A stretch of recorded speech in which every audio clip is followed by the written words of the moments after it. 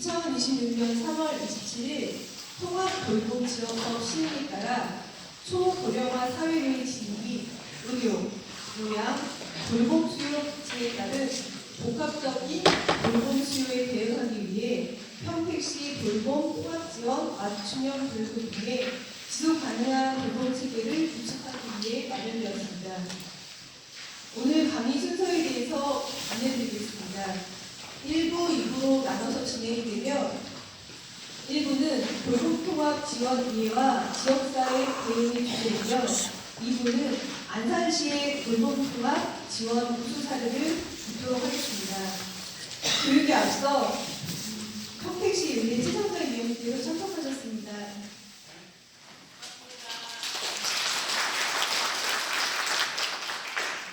우선 내비는 저희가 해드릴 분이 너무나 많기는 하지만 시간 여건상 좀 생략하도록 하고요. 복지국장님의 인사 말씀 듣겠습니다.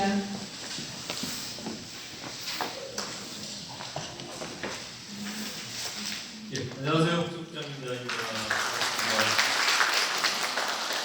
예, 우리 통합돌봄 맞춤형교육에 참여해 주신 여러분들 감사합니다. 굉장히 이 핫한 주제이다 보니까 많이 참석을 하신 것 같습니다. 경기복지재단에서 이렇게 또 주관을 해주셔서 감사드리고요. 오늘 교육에는 굉장히 많은 분야의 사람들이 참여를 하셨습니다.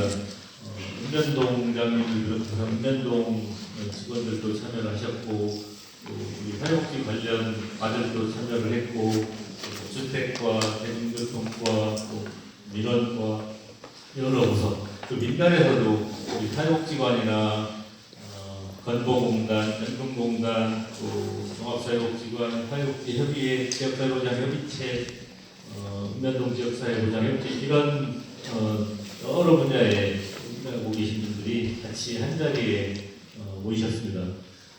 이 지역사회 통합 돌봄이 우리 노인이나 장애인이 살던 곳에서 건강에 살다가 편안하게 잘 돌아가실 수 있도록 하고자 하는 그런 목적을 가지고 이제 진행을 하는 사업인데 국가적으로나 지역적으로나 굉장히 큰 이슈이고 또 관심사이고 그렇습니다. 그만큼 이 돌봄이 또 중요하고 그렇기 때문에 또 우리 모든 분야에 우리 공공, 민간 여러분들이 같이 힘을 합쳐서 잘 또 수행을 하면 좋은 결과가 나올 것이라고 생각을 합니다. 초창기라서 아직 정부의 방향이라든가 이런 것들도 명확하게 나와 있지는 않고 그래서 다소 혼란스럽긴 하지만 그래도 이제 먼저 이렇게 선도 사업을 했었던 우리 경기복지재단이나 안산시 사례를 오늘 한번 들어보고 또 우리 시에서도 또 어떤 방향으로 할지 참고가 되는, 그래서 우리 각 기관들은 또 어떤 역할을 해야 되는지 그런 것들을 얻어가시는 좋은 기회가 되셨으면 좋겠습니다. 아무쪼록 오늘 교육 잘 받으시고 또 끝나고 돌아가셔서도 항상 이렇게 어르신들, 장애인들 잘 돌봐주시고 계시는데 그런 역할에 감사드리면서 인사 말씀 마치도록 하겠습니다. 다음은 최성자 위원님께서 원면 인사 말씀해 주시겠습니다.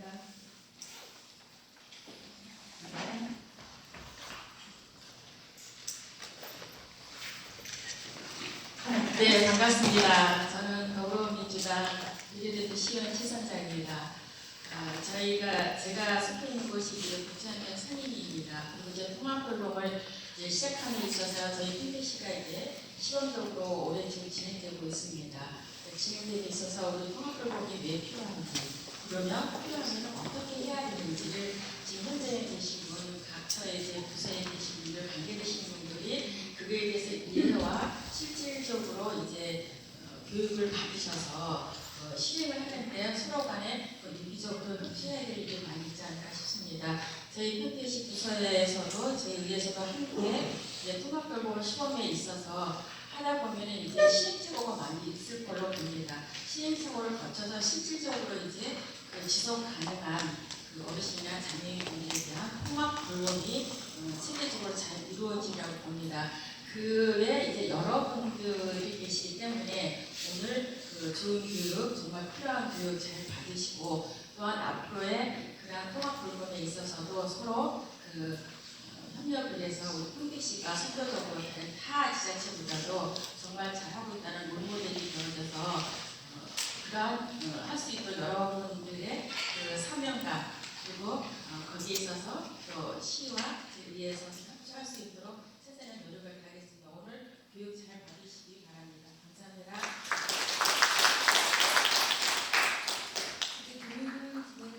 안녕하세요. 반갑습니다.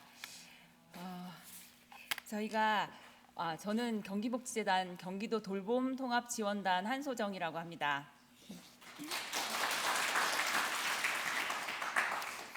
저희 경기도 돌봄통합지원단은 8월에 만들어져서 9월부터 정식적으로 일을 시작했습니다.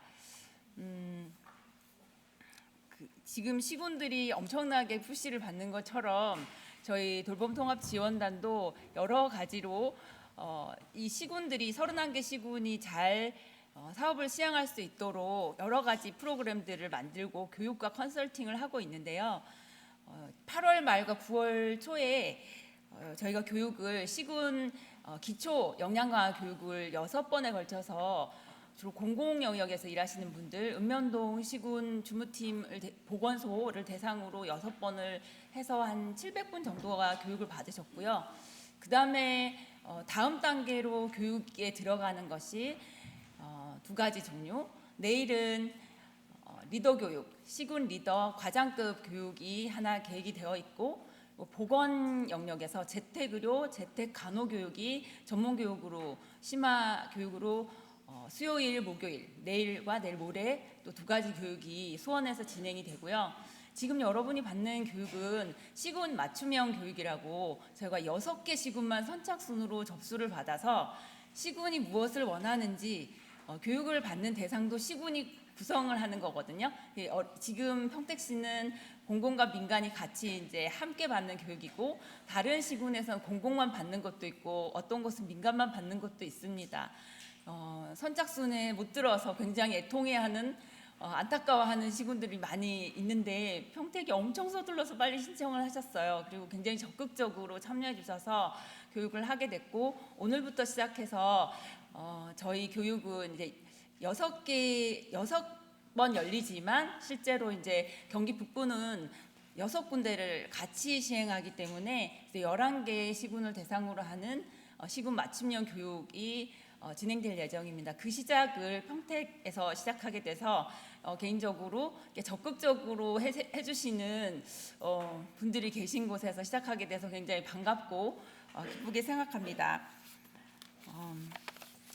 저는 저의 교육의 이름을 뭘로 할까 고민을 하다가 고령사회의 새로운 돌봄 패러다임이라고 정했습니다.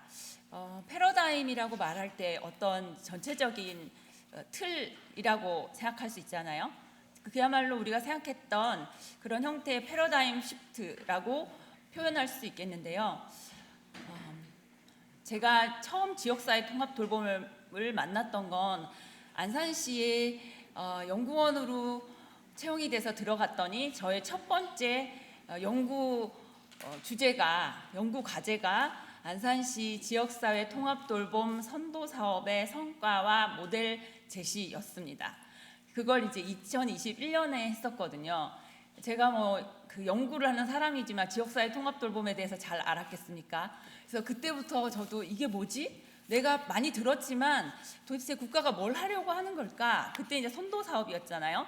그래서 16개 전국의 지자체가 참여를 했었거든요. 그렇게 참여를 하면서 제가 들어가서 입사한 지 한 달 만에 요청받은 게 안산시로부터 요청받은 내용이 뭐였냐 하면 민간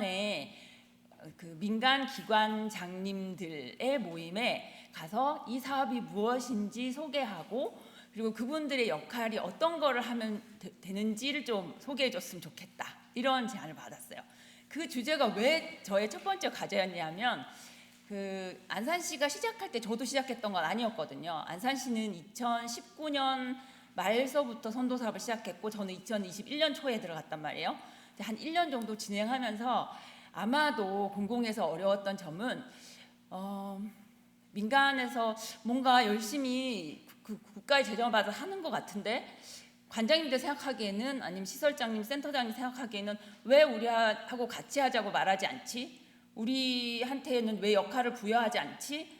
저들은 지금 뭘 하고 있지? 뭐 이런 궁금함이 있었던 것 같아요. 그래서 특히나 이제 지역사회 복지관이나 큰 규모의 민간 시설의 관장님들은 더 궁금해하셨던 것 같거든요. 그래서 공공에서 말하기를 아니 우리가 설명한다고 했는데 잘 이해가 하기가 쉽지 않으신 것 같아요. 그리고 공공이 이거를 이렇게 설명하는 게 신뢰를 잘 못하시는지 잘 모르겠지만 그거를 이제 조금 더 연구하시니까 그런 부분을 설명해 줬으면 좋겠어요. 이런 바람이었어요.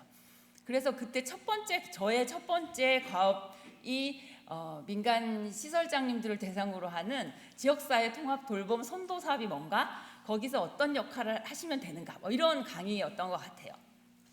네, 그게 이제 세월이 흘러서 제가 그 선도 사업 연구를 2021년, 22년 그리고 23년에는 노인 케어 안심주택이라고 안산에 사는 주거에 대한 연구를 했었고요. 그리고 이제 다른 연구들을 하면서 이 사업에는 지역사회 통합 돌봄은 그 사이에 이름이 바뀌어서 2023년부터는 노인 의료 돌봄 통합 지원 사업이라고 이름이 바뀌었죠. 이게 정권이 바뀌면서 이제 이름을 약간 바뀌고 방점을 찍는 부분도 약간 바뀌어서 그 사업이 지금 2023년부터 25년 올해 말까지 진행이 되고 있습니다. 그 사업은 12개 지자체에서 하고 있는 걸로 알고 있습니다. 시간이 좀 꽤 흐른 것 같아요. 선도 사업에서 시범 사업으로 거치고 이런 시간이 꽤 흘렀는데 이제는 전국화가 되어야 하지 않습니까? 그럼 발등에 불이 떨어졌어요.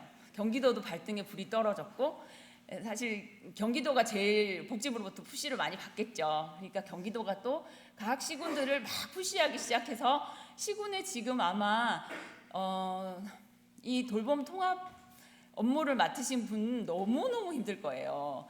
이게 과제들이 떨어지는 해야 될 일이 너무 많으시거든요. 그런 것들을 제가 잠깐씩 회의를 참여하면서도 너무 많은데 이걸 한꺼번에 다 어떻게 하시지? 선도사업과 시범사업을 했던 것을 몇 년에 걸쳐서 했던 걸 집약적으로 이 몇 개월 동안 다 해내야 되는 과제들을 지금 이 주무팀에서는 안고 있다고 보시면 되겠습니다. 거기에다가 이게 전체가 사회가 들썩들썩 돌봄 통합 지원, 통합 돌봄에 대해서 들썩들썩 하니까 다 궁금해하시고 그러면 우리는 어떻게 어떤 반응을 해야 되지, 어떻게 협업해야 되지 이런 궁금함들이 다 있는 상태고 그러신 것 같아요. 이런 부분은 공공에 일하시는 공무원분들도 다 마찬가지인 것 같아요. 지난번에 저희가 6개 기초교육을 했다고 그랬잖아요. 교육을 6번에 걸쳐서 읍면동까지 이렇게 교육을 했는데 보통 이제 강사들한테는 공무원 대상의 교육에 이제 강사들의 무덤이라고 되게 피드백도 안 하시고 뭐 별로 웃지도 않으시고 질문도 안 하시고 막 그러잖아요. 근데 그 강의를 마치고 질문 엄청 하시는 거예요. 그래서 지금 이게 공무원분들한테는 너무너무 부담스럽구나 이 일이 이렇게 느껴졌거든요. 질문 엄청 하시는데 질문 이제 그만하자고 하니까 좀 내둬보라고 질문을 끝까지 하도록 해보라고 이렇게 할 정도로 질문이 많은 그런 분들이 있었어요. 그리고 저희가 피드백을 받았거든요. 보통 우리가 이 강의 마치고 나면 중간에 이제 이 전체 강의 만족도 조사나 이런 것들을 할 텐데요. 아마 QR코드 나갈 거예요. 적극적으로 참여해 주시면 좋겠는데 그때도 그 QR코드를 보냈는데 보통 답 잘 안 하시잖아요. 거기 특히 오픈 퀘스천은 거의 답 안 하시거든요. 그 답이 어마어마하게 답변들을 하셨어요. 그래서 그 내용이 어떤 거였냐면 대부분의 내용이 이 부분이었어요. 돌봄 통합 지원은 대체 왜 하나요? 였어요. 거기에 나온 많은 내용들이 장기요양센터에서 하는 걸 왜 지자체에서 해야 되나요? 기존의 돌봄 사업과 중복되는 예산 낭비 아닌가요? 지금 읍면동은 이거 아니어도 일이 이미 포화 상태예요. 기존의 사례관리자들이 하는 업무하고 겹쳐요. 사례회의가 있잖아요. 통합사례회의가. 이거 통합지원회의 하면 똑같은 회의 또 중복해서 하는 거 아닌가요? 우리 시는 지원 가능한 서비스가 없어요. 자원이 없어요. 그러면 어떻게 하면 되나요? 그리고 요 마지막 질문은 민간 쪽에서 하신 것 같아요. 민간 기관은 어떤 역할을 하면 되나요? 왜 아무도 말하지 않나요? 이런 어마어마한 피드백들이 들어왔습니다. 이거 말고도 이제 교육에 관한 피드백은 저희가 반영을 해서 의료 재택 간호는 저희가 교육을 급하게 만들어서 급하지만 한 달 동안이 만들어 가지고 내일 이제 시행이 되는 거고요. 이런 내용들이 역시 아마도 여기 계신 여러분들한테도 굉장히 궁금하실 내용일 수 있다고 생각이 되고, 교육을 받으신 분들도 그럼 돌봄 통합은 통합 돌봄은 누구나 돌봄하고 뭐가 다른가요? 교육을 다 했는데 나가시면서 그럼 누구나 돌봄하고 통합 돌봄하고 뭐가 다른가요? 이렇게 질문하면 이 일을 어쩌지? 뭐 이런 네, 그런 마음이 듭니다.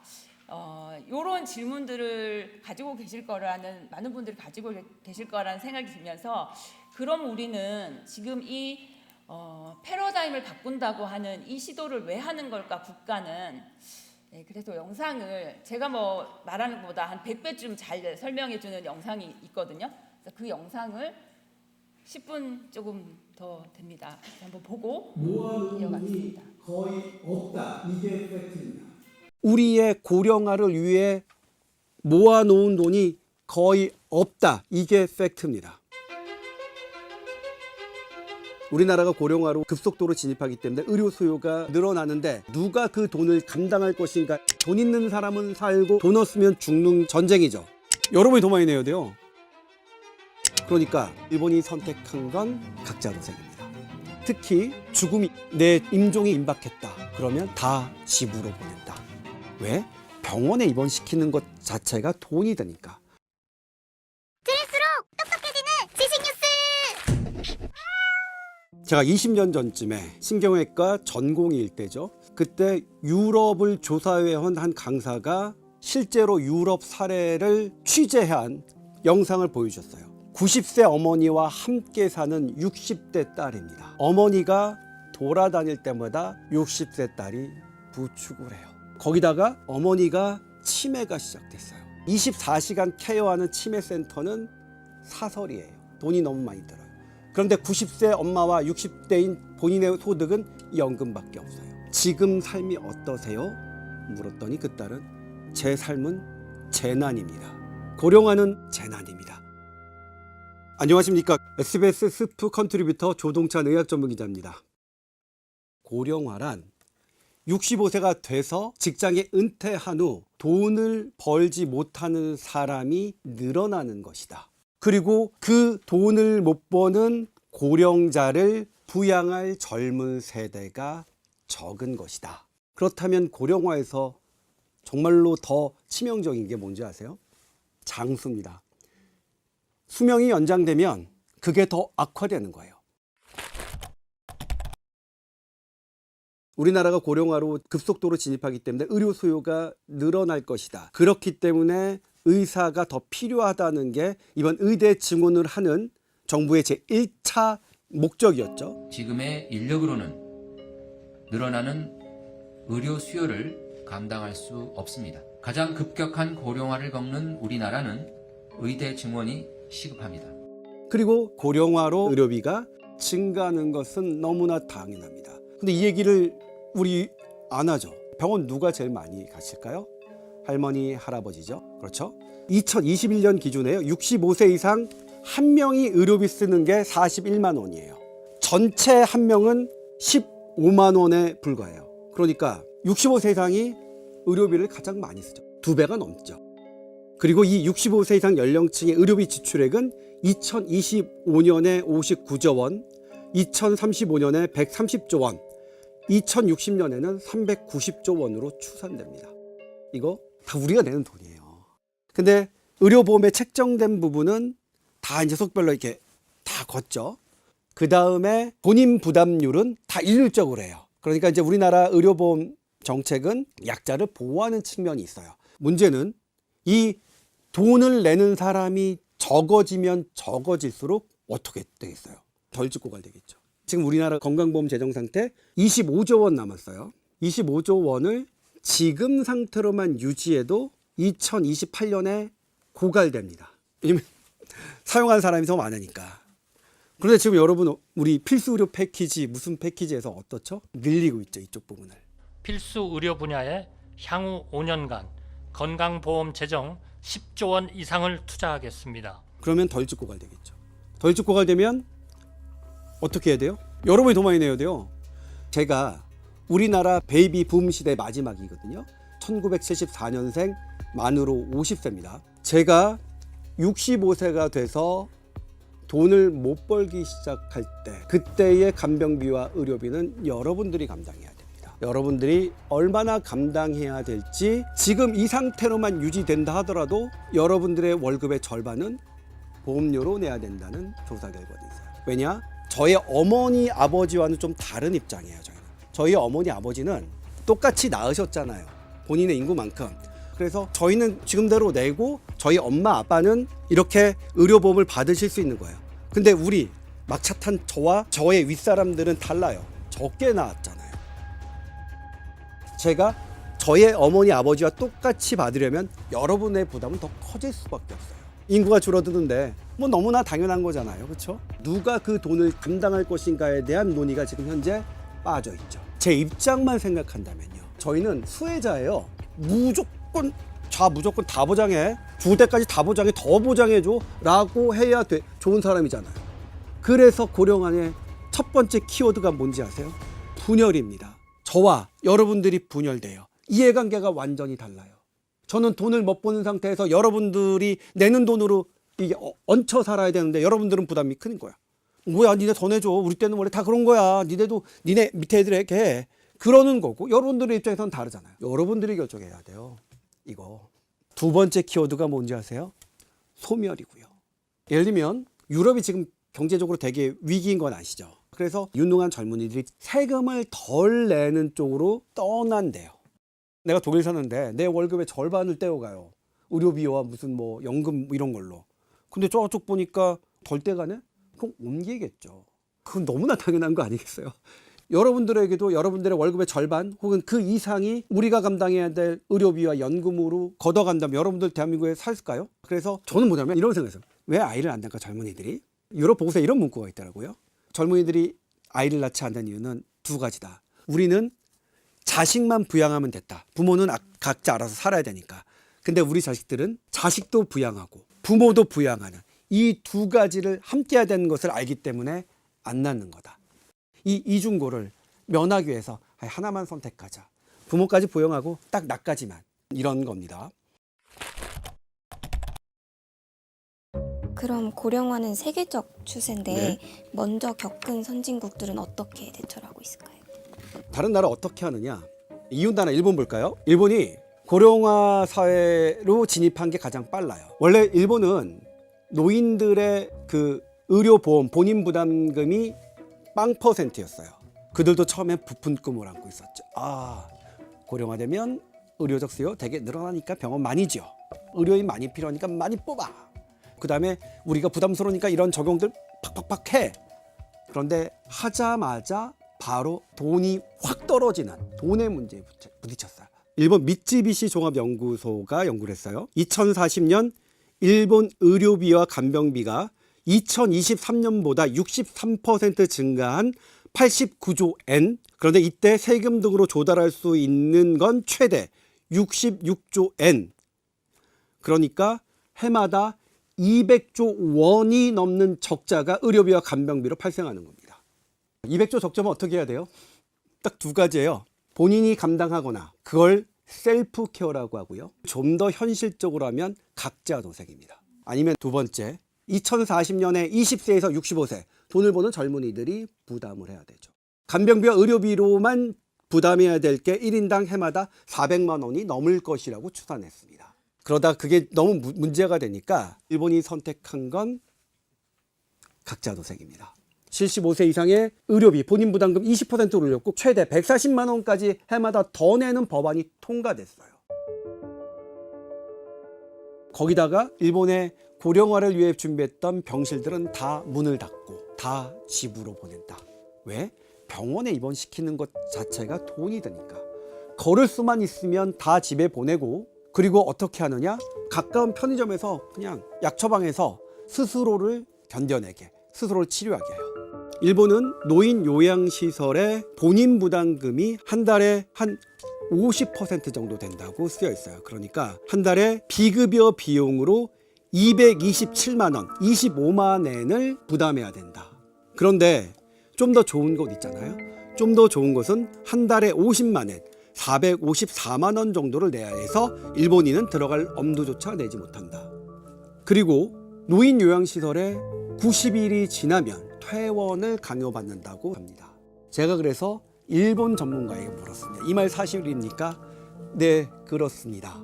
그리고 더 충격적인 것은 내 죽음이 임박했다. 임종이 갖고 와서 막 한다. 그러면 집에 보낸다고 합니다. 왜?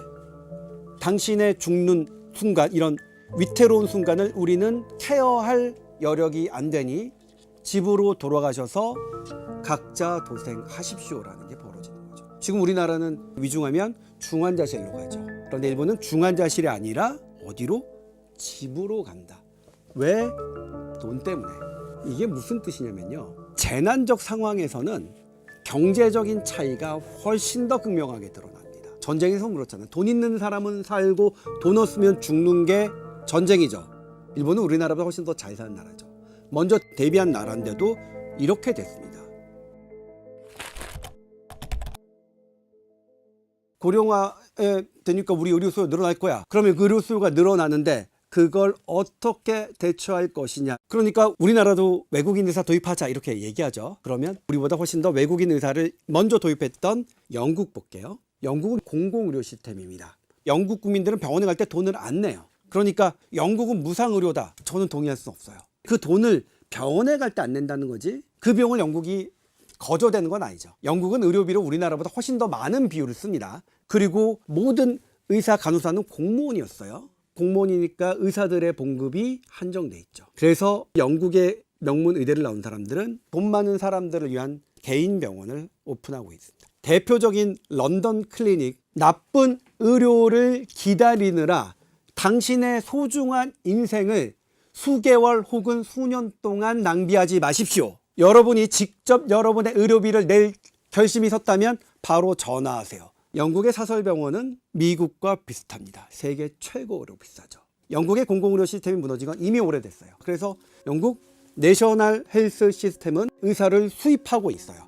2021년 기준 신규로 등록하는 의사의 외국인 비율이 62.4%입니다. 그런데 1위가 인도고요. 2위가 파키스탄, 3위 이집트, 4위 나이지리아, 5위 수단입니다. 이게 무슨 뜻이냐면요. 보건 후진국의 의사를 수입합니다. 이 보건 후진국에서 의사를 수입하는 것은 윤리적으로 문제가 있어요. 영국 고령화로 의사 부족한 건 맞죠.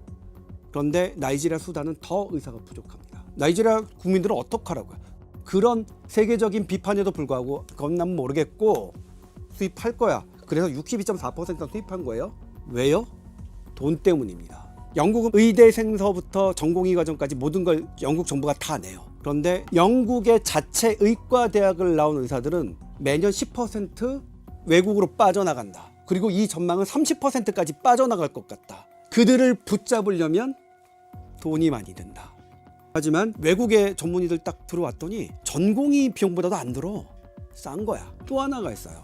영국 공공의료 시스템에서 근무했던 의사들이 임금 올려달라고 막 파업 많이 했거든요. 외국인 의사를 많이 들여놨더니 이 파업하는 힘 되게 약하게 할 수 있었어. 영국은 뭐냐면 비용을 줄이는 방향으로 하고 있습니다. 이 상황에서 우리나라는 외국인 의사 도입하면 미국, 독일 의사, 영국 의사 올 거라고 생각하고 있었죠.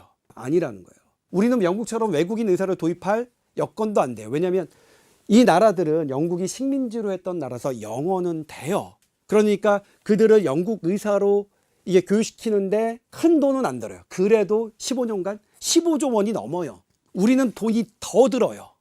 우리는 고령화 의료 대책을 낭만적으로만 얘기해왔습니다. 국가 간병 책임제, 국가 치매 책임제, 외국인 의사 도입하자. 낭만적인 얘기죠.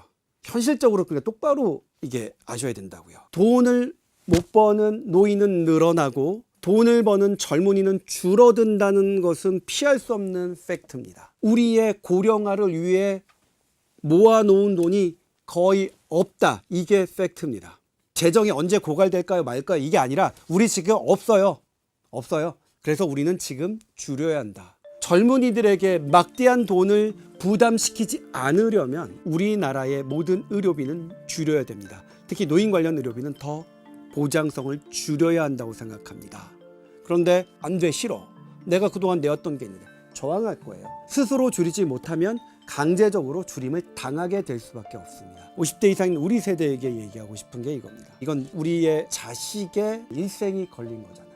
그러면 우리가 해야 될 일은 무엇인지 우리 다시 냉정하게 생각해야 될 것 같아요. 고령화는 낭만이 아니라 재난입니다. 오늘의 교양일을 부탁해는 여기까지입니다. 고맙습니다.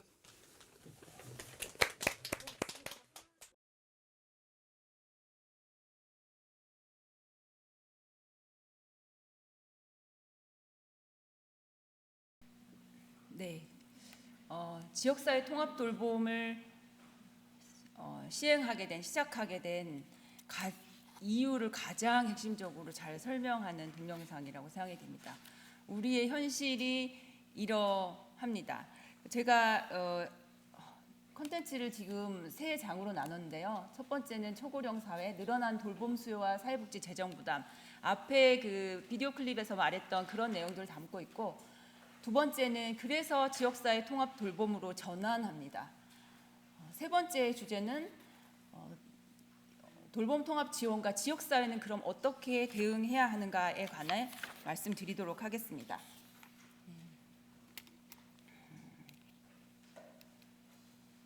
네, 앞에 다 말했기 때문에 이거 간단하게 넘어갈 텐데요. 이 초고령 사회에 우리가 진입한다는 얘기 몇 년 전부터 했어요. 21년에 뭐라고 했냐면 26년에 우린 초고령 사회에 진입한다 그랬어요. 22년 되니까 우리는 25년에 초고령 사회 될 거야 그랬거든요. 24년에 됐어요. 24년 12월에 20%를 넘어갑니다. 생각보다 그 속도가 빨랐다는 것이죠. 그거는 이 출생률하고도 같이 맞물려 간 얘기였죠. 출생률이 전혀 늘어나지 않고 바닥을 찍으면서 오래 사시니까 그런 결과들을 냅니다. 올해 4월 기준으로 65세 이상 인구 20.45%, 경기도는 그래도 약간 젊은 편이에요, 그죠? 16.98%. 평택시를 보니까 14.37%더라고요. 평택시 상당히 젊어요. 제가 이 강의를 준비하면서 평택시 이렇게 자료를 봤는데, 인구 추계를 봤는데, 제가 좀 놀랐어요. 그 23년 연구원가에서 20년 인구 추계를 해놓은 연구가 있었거든요.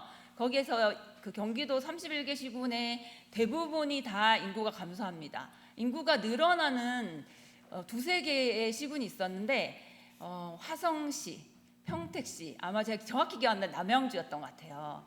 요렇게를 빼고는 급격하게 줄어드는 시군과 서서히 줄어드는 시군이 있었습니다. 평택은 굉장히 젊더라고요. 인구가 늘어요. 74만까지 는다고 보던가 그렇게 늘어나게 보는 그런 시군이 잘 없습니다. 경기도에. 전국에 사실 잘 없죠. 늘어나는 것이 잘 없는데 평택시는 40년까지 늘 거라고 이렇게 예측을 하는 것 같더라고요. 그게 계속 느는 건 제가 정점을 찍고 줄어드는 게 그 숫자인지 모르겠지만 42년에 그 인구 추계가 그렇게 나오는 거예요. 평택시는 30년쯤에 이제 초고령 사회가 될 거라고 보는 것 같아요. 그러면 우리나라는 2040년쯤 되면 어떻게 될까? 우리나라 노인 인구는 35% 정도로 예상을 한답니다. 3명 중에 1명은 노인이란 얘기가 되겠죠. 예. 생각보다 훨씬 더 빨리 늘어나고 있습니다. 그리고 현재 65세의 기대 수명은 86세. 그럼 현재 지금 한 20년 이렇게 두고 봤을 때 현재 한 40세는 수명이 더 늘어나겠죠. 예. 그냥 그 우습게 말로 재수 없으면 100세까지 살아 뭐 이런 재수 없는 게 아니고 그냥 다 100세까지 사는 그런 날이 올지도 모르겠습니다. 예. 우리나라의 인구 추계입니다.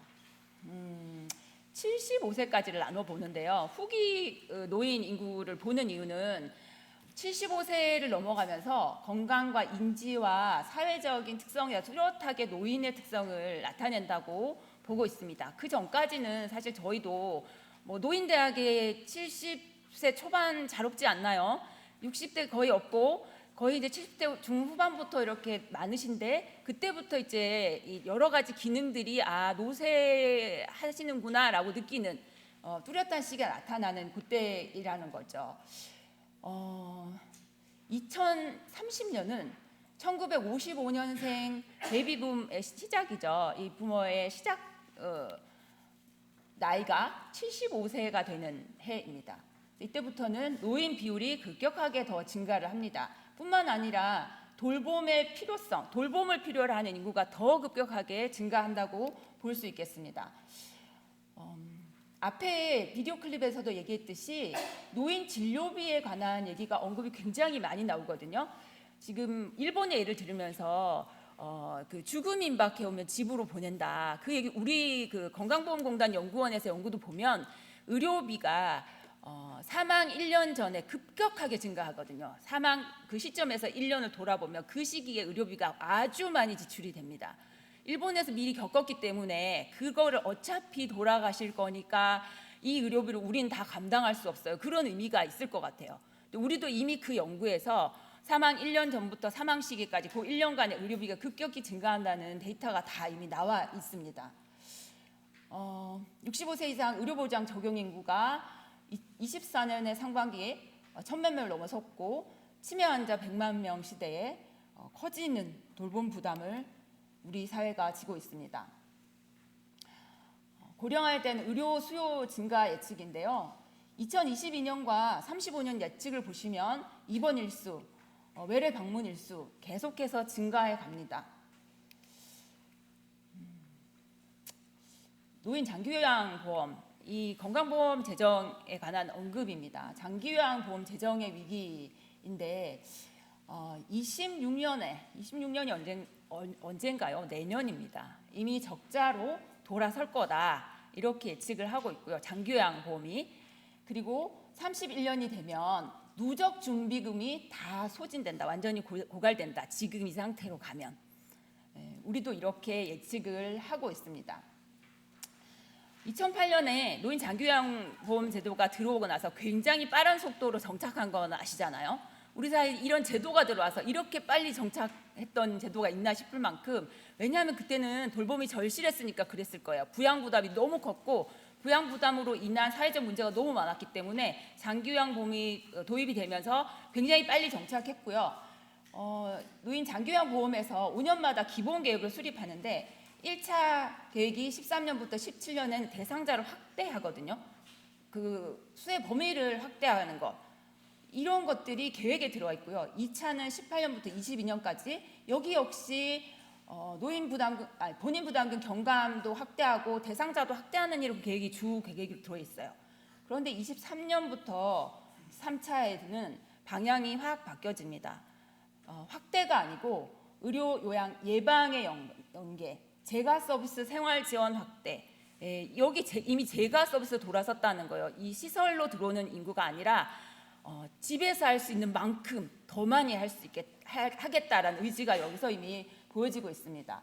그다음에 장기요양 제공 체계 개선하고 통합 판정 체계를 도입하겠다. 27년에 도입하려고 계획을 하고 있고 건보공단에서는 거의 이 판정 체계가 완료 시기에 가고 있다라고, 지난번에 우리 기초교육 할 때는 건보연구원에서 와서 교육도 했었거든요. 판정 체계가 어떻게 적용될 건지 교육도 했습니다. 통합 판정 체계를 도입하는 이유는 말 그대로 통합입니다. 이 워낙 많은 서비스가 산재해 있고 중복되고 분절된 것들을 한 기준점으로 모아서 한 그 잣대로 판단을 해서 적절한 서비스를 제공하겠다. 중복됨이 없고 자원의 낭비가 없이 하겠다는 것들을 이런 통판에서 결정을 하겠다는 이런 강력한 의지들이 있는 거죠. 우리가 이 일반 복지 현장이나 우리 삶의 현장에서 보는 것보다는 건보공단에서 훨씬 더 많은 준비를 했던 것 같아요. 이 통합 돌봄으로 전환을 위해서 이미 여러 가지 시범 사업들을 해오고 있습니다. 2023년 4년에 걸쳐서 많이 해오고 있는 것들을 볼 수 있습니다. 65세 이상 노인 요양 급여비 지출 현황인데요. 이 표가 상당히 좀 의미가 있습니다. 지금 보시면 그 급여비를 의료 최고도, 그러니까 의료 필요의 최고도는 가장 많은 의료 필요를 하는 그 수, 1.6%, 고도, 중도, 경도, 선택 입원군 이렇게 나와 있는데요. 지금 보시면은 의료 경도와 선택 입원군이 있죠. 의료 경도는 뭐냐면 실제로 병원에 입원해 계시지만 이렇게 의료적인 필요가 아주 절실하진 않은 분들을 말하는 거거든요. 그리고 선택 입원군은 역시 그 어떤 요 앞에 고도, 중도, 경도에도 해당되지 않지만 어떤 다른 이유들에 의해서 일정 기간 입원이 필요한 환자들이라고 보는 거예요. 이런 환자들은 환자 부담률의 한 40% 정도를 가지고 요양병원에 입원해 계십니다. 이 둘 의료 경도와 선택 입원군, 반드시 병원에 입원 안 해도 되는 분인데 입원해 계시는 분들을 내봤더니 33.4% 정도가 된다는 거예요. 3분 중에 1분 정도는 반드시 병원에 안 계셔도 되는데 병원에 계시는 거예요. 왜 그럼 병원에 계실까? 맨 밑에 좀 포인트가 안 되나? 이걸 보시면 좀 땡땡땡 3번째를 보시면 요양병원이 돌봄 공백을 메울 수 있는 가장 쉽고 저렴한 선택지이기 때문입니다. 장기요양 등급이 필요 없고 건강보험 혜택도 받을 수 있기 때문에 병원에 입원을 하신다는 겁니다. 혹은 또 어떤 상당 부분 분들은 입원해 계시는 동안에 본인이 살던 집이 정리가 되시는 부분도 많이 계시잖아요. 그래서 이 자리에 계신 분들은 다 내가 병원에 입원할 때 끝까지 내 집은 지키셔야 되거든요. 보니까 의외로 입원해 계시면 요양병원에 가시든지 하면 자식들이 이제 집으로 못 돌아오시는구나 하고 그 집부터 정리를 하는 경우가 많이 있는 거예요. 그러면 돌아가야 되는데 집이 없어지신 거예요. 그럼 병원에 계속 남아 계셔야 되는 거죠.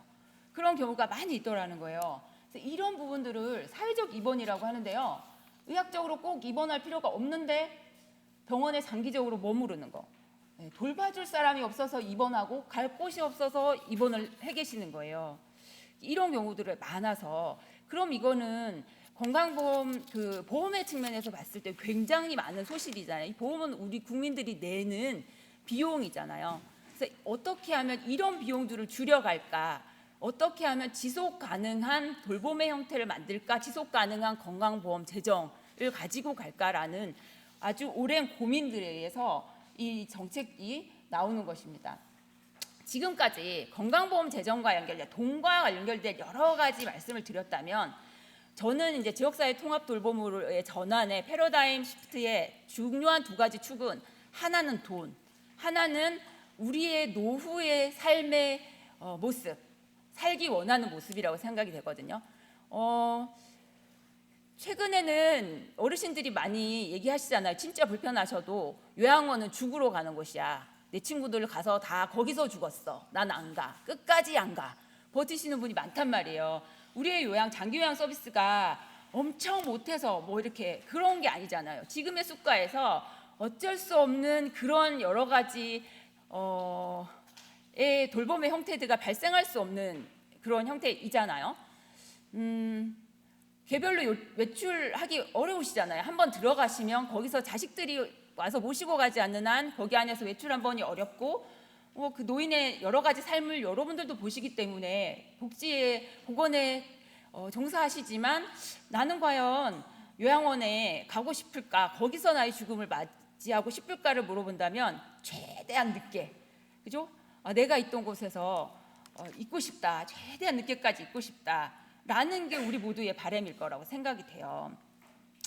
이 2가지 중요한 축 중에 하나는 노인의 AIP, Aging in Place에 대한 욕구입니다. 살던 곳에서 나이 들고 싶은 것. 최근의 조사예요. 최근의 조사를 봤더니 노후에 돌봄이 필요한 상태에서 어떤 형태의 거주를 희망하느냐 물어봤더니 내가 살고 있던 집에서 돌봄이 필요해도 그 집에서 돌봄을 받거나 살고 싶어요. 47%. 그다음에 내가 살던 지역 내에 있는 돌봄 받기 좋은 어떤 집의 형태로 가서 살고 싶어요. 32%. 본인이 주거의 형태가 여기서 내가 돌봄을 잘 받을 수 있을까? 어떤 주거 형태가 불편할 수도 있고 여러 상황이 있잖아요. 누군가 와서 도울 때 우리 집의 구조는 그렇게 편한 게 아니고 내가 어떤 휠체어나 타고 다리가 불편하거나 몸이 불편할 때 내 집의 구조는 그렇지 않아 했을 때 지역 내에서 그렇지만 조금 더 살기 편안한 형태의 주거로 가고 싶다. 이렇게 답변하신 분이 32%. 나머지 7%씩을 차지한 걸 보시면 노인복지주택 등 사설 시설, 이게 실버주택 같은 그런 주택의 형태를 말하는 것 같아요. 그다음에 자녀나 친척 가까운 곳으로 이주하는 것. 나머지 7%가 요양원 시설로 가겠다. 이런 조사 결과고요. 또 한 가지는 노후에 어떤 주거단지의 환경에서 살고 싶으냐라고 조사를 했더니 다양한 연령이 함께 거주하는 주거단지에 살고 싶다. 59%, 그리고 노인 전용 주거단지 28%, 그다음에 나머지는 잘 모르겠다. 여러분들은 어디에 답하셨을 것 같은지 모르겠어요. 네, 이런 것들을 보면 이 답을 하신 분들이 곧 아마 대부분은 동의를 하실 거라고 생각이 되거든요. 중요한 이 두 축이 지금 지역사회 통합 돌봄, 지역 AIP, Aging in Place로 이끌어내는 중요한 동기가 되었다고 말씀드릴 수 있습니다. 지금의 그 요양 돌봄 서비스는 이런 형태로 이루어지거든요. 다 들어온 건 아니지만 대부분 이런 형태가 되고 있습니다. 지금 세로 축을 보시면 Y축의 의료 필요도에 의해서 맨 밑이 지금 건강하고 만성기, 아급성, 급성기로 가고 X축은 돌봄 필요도입니다. 그래서 건강한 이 왼쪽 편에 있고 오른쪽으로 갈수록 돌봄 필요도가 더 많은 것이죠. 지금 이런 다양한, 다 들어오지 않았지만 이런 다양한 서비스의 형태들이 각자 시행이 되고 있습니다. 가장 하나를 집어서 말씀드리자면 노쇠와 장애가 있는 어느 정도 걸쳐 있는 상태에서 건강과 만성기 정도이면 재가 서비스가 가죠. 여기에서 와상으로 되면 요양시설로 가고, 그 사이에 보면 가정간호라는 게 만성기에 또 들어오죠. 여기는 이제 전노쇠 단계와 장애에 걸쳐서 이렇게 들어옵니다. 그리고 아급성기 뒤 더 올라가면 요양병원이 굉장히 폭넓게, 지금 색깔이 연해서 그런데 굉장히 폭넓게 요양병원이 지금 차지를 하고 있습니다. 이렇게 다양한 서비스가 지금 제공되고 있다고 볼 수 있습니다. 이런 앞에 그림하고 이 그림은 조금 형태가 다르지만 비슷한 내용입니다. 제도별로 분절적으로 진행되는 돌봄 서비스를 통합적이고 연속적으로 제공하는 방식으로 바뀌어야 된다. 그리고 장기요양이나 요양병원, 지역사회 돌봄의 대상에 대해서 동일한 잣대를 가지고 가야 된다. 지금은 장기요양 등급을 받아서 그 등급으로 가고 사회적으로 일반적인 서비스는 그 기준을 적용하지 않는 경우가 많이 있잖아요. 한 기준을 가지고 이 전체 서비스를 어디를 위치시킬 것인지, 제공할 것인지 결정하겠다, 이런 것이거든요. 그래서 수준을 일관되게 설정할 필요가 있다. 그래서 지역사회 통합 돌봄으로 전환을 합니다. 지역사회 통합 돌봄이란 노인, 장애인, 정신질환자, 노숙인 등 돌봄이 필요한 주민들이 시설이 아닌 살던 집과 지역사회에서 개개인의 욕구에 맞는 서비스를 누리고 지역사회에 함께 어울려 살 수 있도록 보건의료, 요양, 돌봄, 주거, 일상생활의 지원을 통합적으로 조성하는 국가 정책이라고 정의를 할 수 있겠습니다. 그럼 통합 돌봄은 기존 서비스 어떻게 다른가? 재택의료. 아마 통합 돌봄이 하면서 굉장히 색다르게 들어온 개념이 의료와의 결합일 것 같아요. 재택의료, 재택간호, 방문의료, 1차 재택의료 서비스, 이런 서비스들이 지금 추가가 됐고요. 제공기관도 병원, 건강보험공단, 사회적 경제기업, LH 이렇게 다양하게 결합을 합니다. 삶의 전반의 영역에 걸쳐 있죠. 지금 장애가 들어오면 국민연금 장애 판정을 하는 이 국민연금 공단도 같이 이제 결합이 되거든요. 근데 일단은 이제 장애는 내년 사업에서는 장애인까지는 포괄하기 어렵다라는 얘기가 되고 있고요. 일단 노인만을 포괄해서 지금 체계를 만들고 있는 상태이기 때문에 그 부분 빠졌는데 국민연금공단도 여기에 포함이 될 수 있고요. 그래서 지역 여건에 맞는 서비스를 개발, 연계, 통합해서 지역의 실정에 적합한 형태로 각기 달리 운영된다고 했습니다. 저는 이 정의에 어떤 연구를 하면서도 굉장한 의문이 있는 것이라면 예전부터 그럼 예를 들어서 평택에 거주하는 시민과 오산시에 거주하는 시민은 서비스가 다르잖아요. 평택엔 서비스가 있어요. 오산에 가면 서비스가 없단 말이지. 그럼 평택으로 이사 와야죠. 그죠? 이 서비스 간의 갭을 어떻게 해결할 건가라는 게 굉장히 큰 의문일 텐데 지금도 보면 시범 사업을 했던 12개 시군은 굉장히 다른 서비스 형태를 갖고 있거든요. 당연하다고 생각이 되고 시행을 하면 할수록 지역이 갖고 있는 자원이 다르기 때문에 그렇다고 생각이 되고 예를 들면 지금 안산시가 굉장히 잘하고 있는 주거 노인케어 안심주택 같으면 노인케어 안심주택 보러 오시는 그 벤치마킹 하러 오시는 시군들이 진짜로 많거든요. 진짜 많거든요.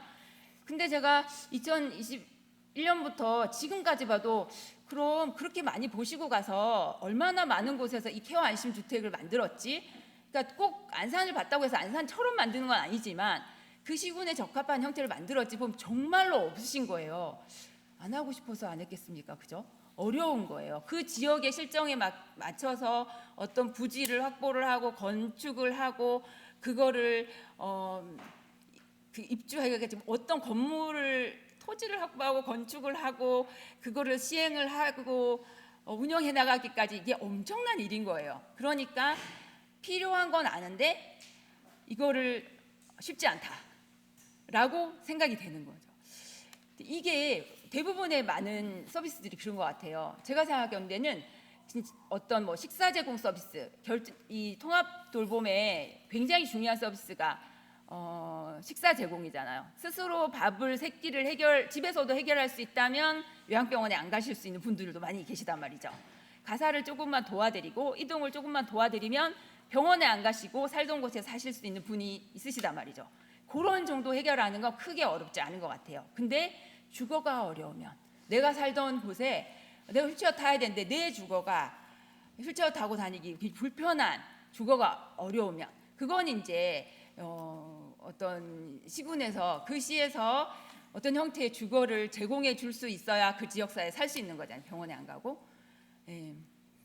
이런 격차들이 지역 간의 격차들이 날 수밖에 없는 구조를 가지고 있는데 이걸 어떻게 해결해 갈 것인가는 국가 차원에서 이걸 추진하는 굉장히 큰 과제라고 저는 생각이 듭니다. 분명히 그 생각을 하고 있습니다.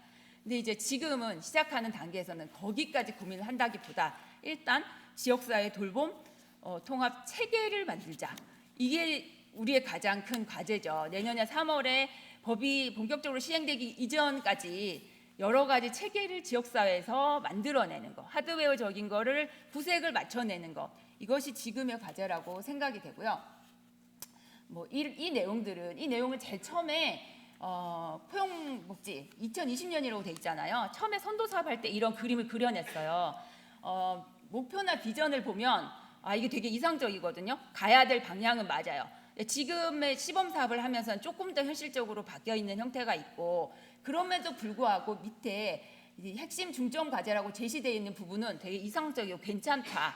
저런 부분들로 주거는 법에서 채택하지 않았거든요. 그래서 지금 주거의 부분은 되게 많이 빠져 있어요. 시군들이 내년에 추진해야 될 과제, 실행 과제에서 주거는 빠져 있지만 우리가 통합 돌봄으로 가려면 주거는 반드시 어떤 형태로든 지역사회에서 일정 부분 가지고 가야 할 과제이다 라고 생각이 됩니다. 그래서 이런 형태로 처음에 이제 계획할 때 가져왔고요.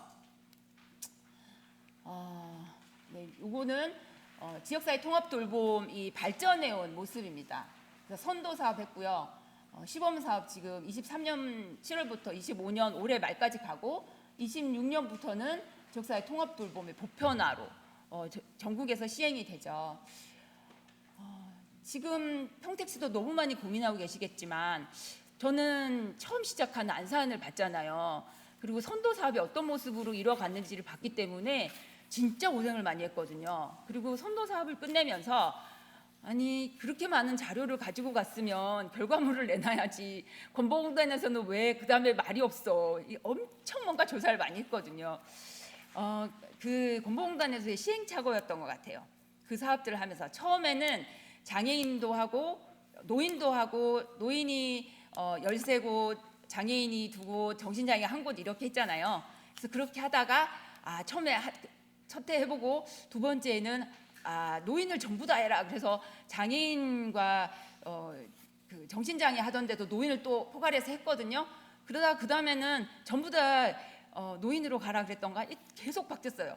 그래서 이렇게 이 시행착오를 경험으로 이 맨땅에 헤딩했던 16개 지자체들의 경험을 바탕으로 시범사업에서는 대상자군을 지정해주고 사업들도 어느 정도 지침을 가지고 제시를 했어요. 아마도 아직 보건복지부가 가이드라인을 내놓진 않았지만 오늘 지금 실행계획서 작성하고 하는 내년 사업 실행계획서 작성하는 교육을 지금 팀에서는 주무팀에서 받고 계시거든요. 팀장님 오늘 이 교육 때문에 못 가셨다고 하시던데 다들 31개 시군이 지금 수원에서 교육을 받고 계시거든요. 어떻게 실행계획을 세워서 어떻게 할 건지를 하루 종일 이제 교육하는 거를 하고 계세요. 그 바탕으로 아마도 시범사업했던 그런 여러 가지 틀들을 제공하면서 갈 거라고 이렇게 생각이 됩니다. 이 흐름은 단순히 우리나라의 흐름만은 아니라고 봅니다. WHO가 건강노화 10년 계획이라는 걸 내놨어요. 21년부터 30년까지 10년 계획인데 여기 어떤 내용이 나냐면 노인 친화 환경, 연령 차별 해소. 아까 처음에 비디오 클립을 보시면 분열과 차별에 대한 얘기가 분열에 대한 얘기를 하잖아요. 그래서 노인이 잘 살 수 있는 사회, 결국 이제 연령 차별과 분열이 없는 사회, 그런 사회 모습들을 제시를 합니다. 그리고 통합 케어가 제시가 됩니다. 장기 요양은 통합 케어 지역사회에서 어려울 때 결국 요양으로 가는 가장 급성기거나 의료 필요, 돌봄 필요가 높은 경우에 가는 이런 형태들 4가지를 제시하거든요. 이렇게 제시를 하면서 아이코프, Integrated Care for Older People이라고 이 실행의 핵심 원칙, 앞에 말했던 4가지 어떻게 실행할 건가, 질병 중심 의료가 아니라 노인의 삶 중심, 지역사회 기반, 연속적 통합적 돌봄으로의 패러다임 전환을 얘기하고 있습니다. 세계는 어느 나라든 선진국들은 이 고령사회, 초고령사회로 가고 있기 때문에 이런 고민들을 하고 이 방향으로 가는 것이 지속가능한 우리의 노령사회의 길이다라고 정리를 해내고 있는 것입니다. 그러면 이건 무슨 말이냐? 사람 중심.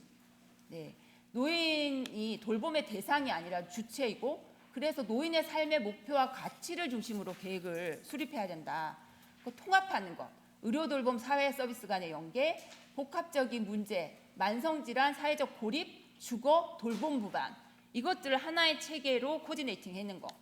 포괄적인 것, 신체적인 것, 정신, 사회, 환경적 요소, 지역사회 기반, 병원 중심이 아닌 생활권 기반, 1차 의료기관, 방문건강관리, 지역복지기관, 우리가 지금 이 세계적인 WHO가 지향하는 바와 우리 지역사회 통합 돌봄 통합 지원이 지향하는 바가 거의 동일하다고 보시면 되겠습니다.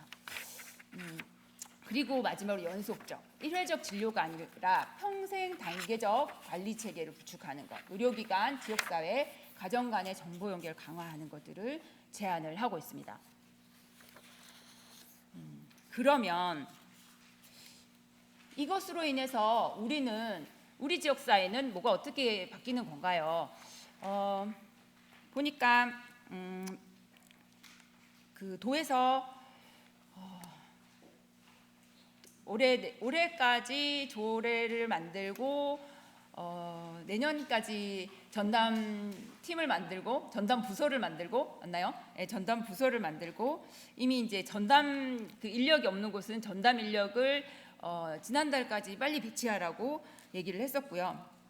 그래서 각 시군들은 그 전담팀이 아마 만들어질 겁니다. 그래서 그걸 계획 중에 있으시거나 확정되거나 이런 시군들이 많이 있는데요.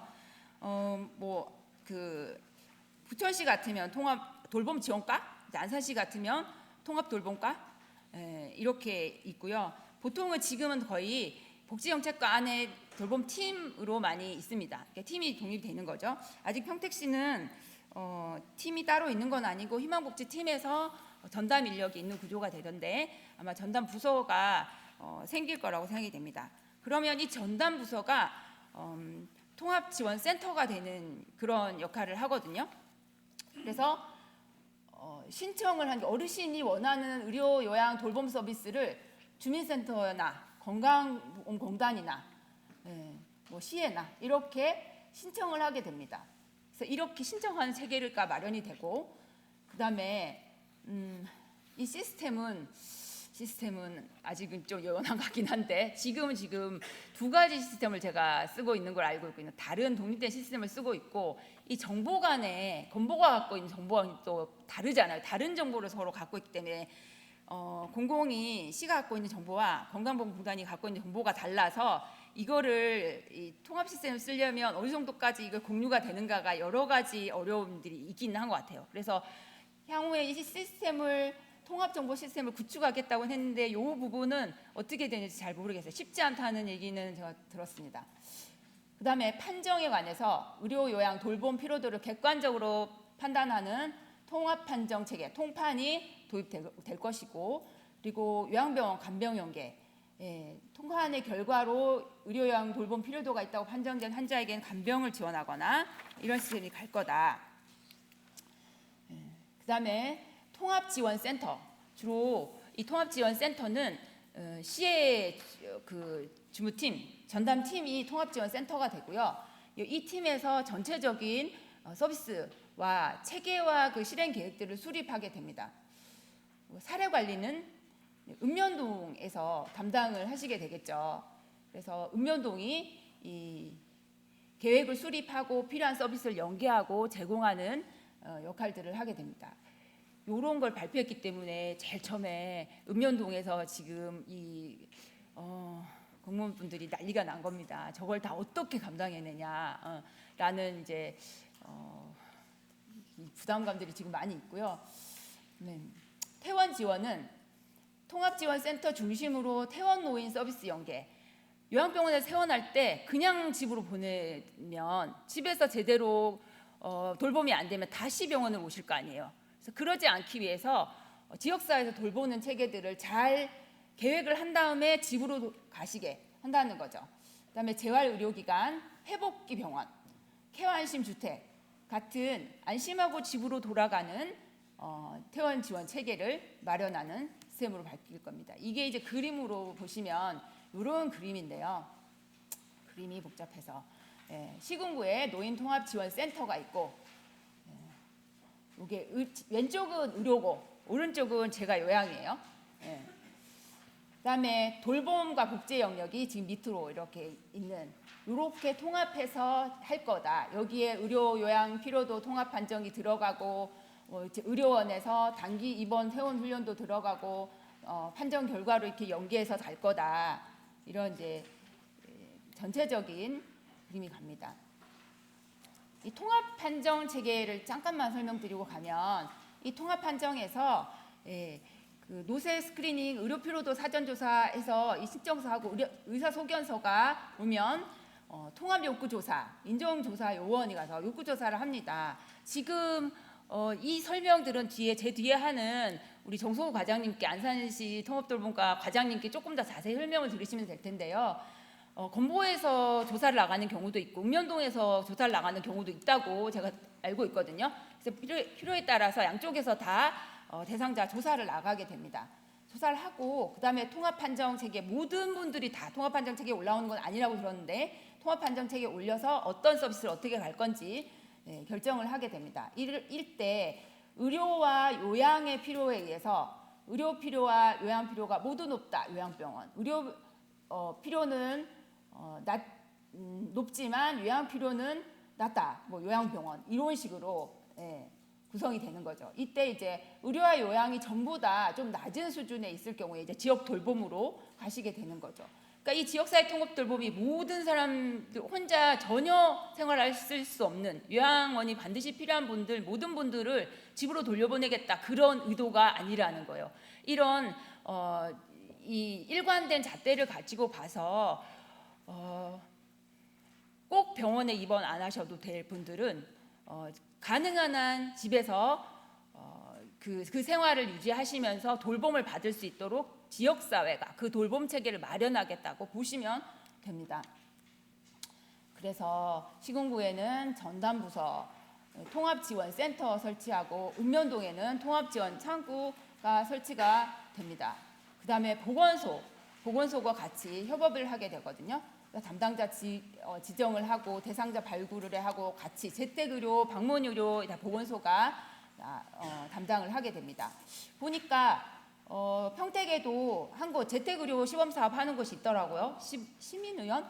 네, 장기요양 재택의료센터로 지정이 돼서 이 사업을 하고 얼마나 많은 그 환자들 보고 계시는지는 잘 모르겠는데 일단 이 시범사업에 참여하고 계십니다.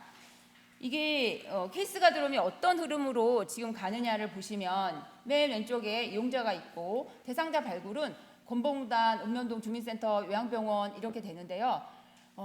그 시범사업 처음 시작할 때 건보공단에서 엄청난 대상자 명단을 보내줬어요. 그래서 여기에 들어오는 혹시 그 건보에서 파악하고 있는 지역사회 통합 돌봄이 필요할 것 같다는 대상을 그 기준에 의해서 뽑아줬어요. 뭐 등급외, 맞돌, 뭐 등등등 해서 쫙 뽑아서 전수를 스크린했습니다. 처음에 그 사업할 때 얼마나 힘드셨겠어요. 그래서 정말 그 전수를 한 몇천 명 되는 분들을 다 스크린해서 거기서 진짜 서비스가 필요하신 분들을 이제 해서 서비스를 제공하기 시작을 했죠. 보시면 이제 빅데이터 활용하는 거 이렇게 있습니다. 그래서 이 대상자가 본청 전담팀으로 가고 건보공단하고 협업을 하게 됩니다. 계획 수립은 이 그림에서는 이게 이제 지난번에 그 나왔던 그림인데 실제로는 계획 수립은 읍면동에서 합니다. 그 조사 나갔던 읍면동에서 계획 수립을 하고 그거를 지역 케어 회의에 올려가지고 결정하고 하는 업무는 지역 케어 회의를 담당하는 건 본청 전담팀이 케어 회의를 담당하게 되죠. 그럼 이 지역 케어 회의는 누가 들어오냐? 서비스 종류에 따라 다르겠지만 재택의료센터, 통합재가센터, 장기요양 필요한 경우에 보건소, 그다음에 맞돌, 치매안심센터 그 외에 여러 보건복지 수행기관들이 같이 참여를 하게 됩니다. 그리고 이런 기관들이 필요한 서비스를 제공하게 되겠죠. 그다음에 이제 이 모니터링하고 종결하는 이런 과정을 거치게 됩니다. 요거는 요 표는 지금 제가 앞에 거랑 내용이 비슷한데 왜 넣냐면 여기 장애와 장애인과 정신장애인이 정신질환자가 포함이 돼 있거든요. 원래 돌봄통합지원법에는 이 두 대상이 다 들어옵니다. 노인, 장애인, 정신질환자 다 들어오는데 일단은 여러분들이 아시는 것처럼 이 원하는 욕구와 이 형태가 굉장히 다르잖아요. 장애인 다르고 정신질환자가 다릅니다. 이 한 틀에서 묶어내기가 굉장히 어려운 거예요. 일정 부분 돌봄이 필요한 건 맞아요. 근데 필요한 서비스들은 다 너무 다른 거예요. 그래서 일단 26년은 노인을 중심으로 가고 27년에 장애인의 서비스를 좀 더 얹고 28년에 정신질환자까지 보겠다라고 초기에 계획을 했는데 지금은 이제 그 계획이 지금까지 유효한지 어쩐지 모르겠지만 지금은 노인을 중심으로 얘기가 되고 있는 건 확실합니다. 그래서 장애인은 노인 장애인, 65세 이상의 장애인 분들은 어차피 노인 서비스로 들어오시잖아요. 그래서 지금 들어온 장애인은 노인 장애인들에 한한다고 보시면 되고 그럼에도 불구하고 이 지역사회 통합 돌봄하면서 장애 분야에서 했던 일들이 있어요. 예를 들면 최중증 발달장애인 통합 돌봄 자립생활 지원 주택 같은 거 이런 것들이 이제 그 사이에 진행해 왔던 거죠. 이 통합 돌봄의 차원에서 여기서 장애 쪽에서도 탈시설에 관한 여러 논의가 있지만 또 장애 분야에서 또 다른 방식이 또 쓰여져야 되기 때문에 이것에 관한 합의나 논의는 좀 더 지속적으로 가야 될 부분이라고 생각이 됩니다. 그래서 이런 부분이 제시가 돼 있어서 이 표는 넣어봤습니다. 이 그림은 그래서 지역사회 차원에서 보면 누가 여기 결합을 하게 되냐. 네. 왼쪽은 조금 더 그 상위의 기관들이죠. 예, 이런 기관들 이 일을 하고, 오른쪽에 보면 이게 지역사회로 오면 공공에서는 통합돌봄과 복지정책과 노인복지과 장애복지과 보건소 주거복지센터 이런 이제 공공의 영역들이, 민간은 복지관들, 뭐 지역재활센터, 복지관, 노인복지관, 종합사회복지관, 장애복지관, 사회적 기업, 협동조합, 네, 건강복지센터, 의사회, 한의사회, 약사회, 재택의료센터, 1차 의료기관, 시민사회, 시민조직들 이렇게 포함이 됩니다. 실제로 지금 시범사업 했던 부천이나 안산 같은 경우는 이런 기관들이 여기 들어와 있거든요. 이런 기관들과 함께 일을 하고 있다고 보시면 됩니다.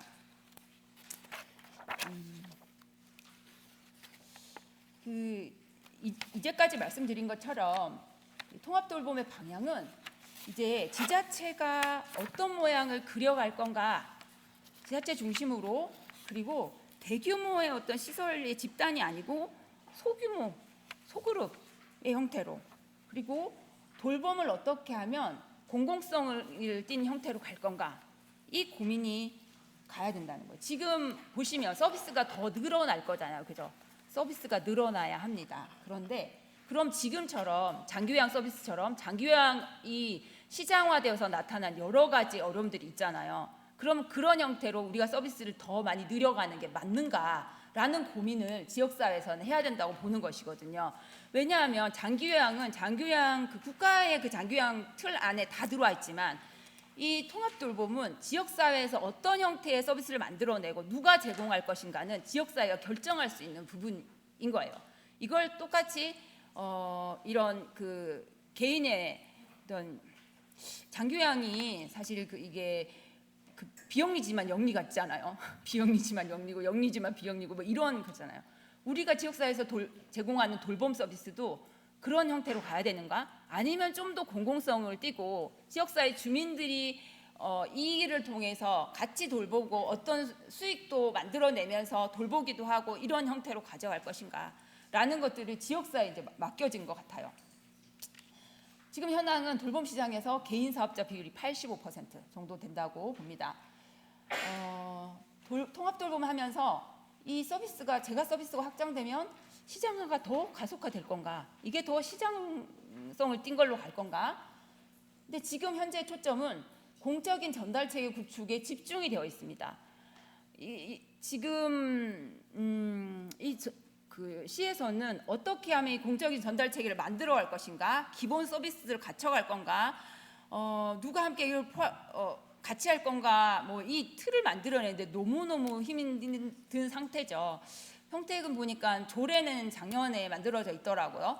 조례는 이제 됐고, 전담팀도 만드실 것이고, 그 다음에 전담 인력도 또 팀이 만들어지면 또 거기에 들어가야 될 것이고, 내년 사업 계획을 어떻게 할 건지 가야 되고, 지금 일단 시범 사업을 시작하셨으니 올해 사업도 돌아가야 될 것이고, 이 해야 할 일들이 엄청 산적해 있는 거예요. 그러니까 공공의 시각들은 지금 이 체계를 하드웨어 어떻게 갖춰갈 건가 여기에 있어요.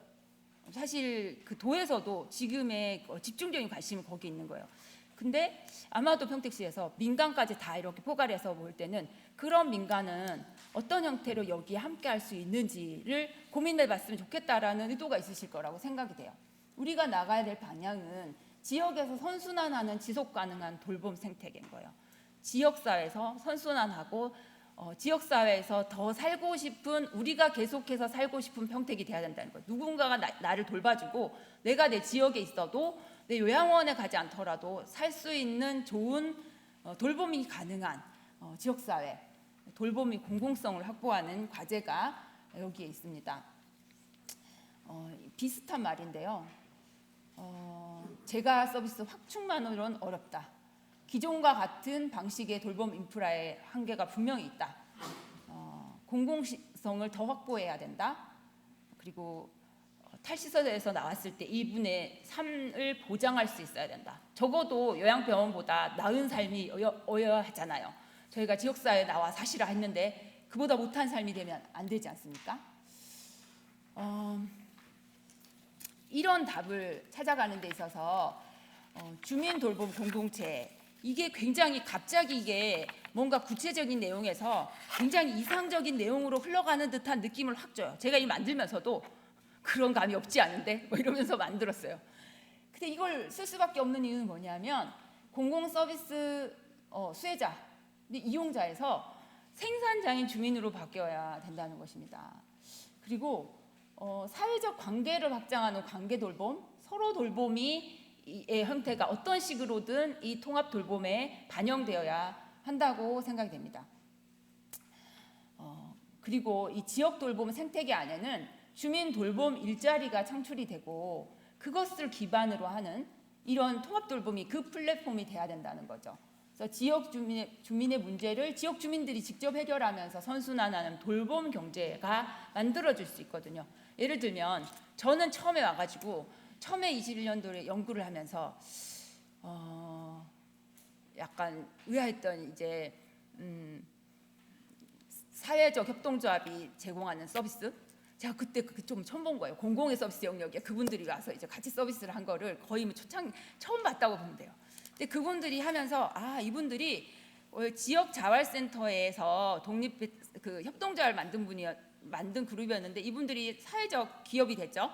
기업이 되고 여기에 이 돌봄의 서비스를 가지고 가시게 됐어요.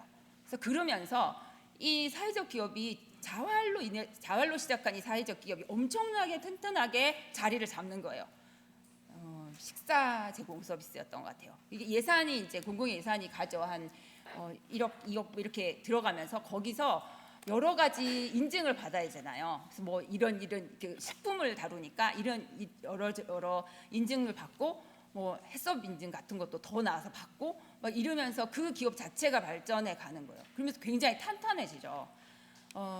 같이 했던 그 의료사회적 협동조합 같은 경우도 마찬가지예요. 거기에서 돌봄 서비스를 가져가면서 굉장히 그 서비스를 맡기는 공공의 영역에서 마음이 좀 안심이 되고 그게 사적인 그런 것이 아니니까 또 거기 입장에서는 이 협동조합이 조금 더 튼튼하게 안정이 돼가는 거예요. 지역사회를 기반으로. 저는 평택에서도 누가 서비스를 제공할 것인가를 결정함에 있어서 그런 고민들이 들어가야 된다고 생각이 됩니다. 시간이 다 돼가지고요. 마지막으로 말씀드리면 보니까 이 광명시 같은 경우는 돌봄 통합 지원 조례 안에 저런 걸 넣었더라고요.